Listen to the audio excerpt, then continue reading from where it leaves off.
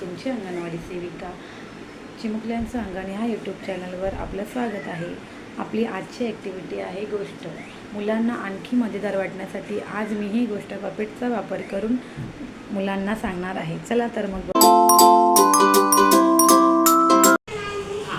आपल्या गोष्टीचं नाव काय आहे? ससा आणि कासव। एका जंगलातले प्राणी ससा आणि कासव यांची दोघांची शर्यत लावतात की डोंगरावर अगोदर जो कोणी जाऊन पोहोचेल त्याला बक्षीस देतात, म्हणजे मला तो विजेता होणार असं।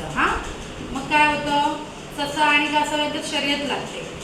ससा कसा धावतो रे, उड्या मारत मारत धावतो, आणि कासव जातं कसं, हळूहळू जातं।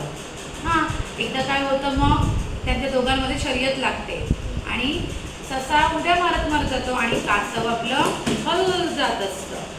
ससा जाऊन काय करतो, एका झाडाखाली जाऊन झोपी जातो, त्याला खूप मस्त झोप लागते, आणि कासव हळूहळू हळूहळू जात असतं। ससाला काय वाटतं की तो जिंकणार आहे, हो ना, आणि मग तो काय झोपी जातो।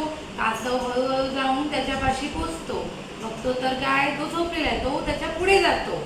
मग आता काय, कासव पुढे जातो आणि कासव जाऊन कुठे, डोंगरावर जाऊन पोचतं, आणि कोण जिंकतं, मग कासव जिंकतं। आणि मग ससा जागा होतो पटकन झोपेतून, आणि तो उड्या मारत मारत जाऊन तिथे जातो, तर बघतो तर काय कासव जिंकलेलं असतं। सगळे प्राणी त्याचे कौतुक करतात। कसं करतात, कौतुक करतात त्याचं, काय वाटून करतात। ससा आणि कासवाची गोष्ट।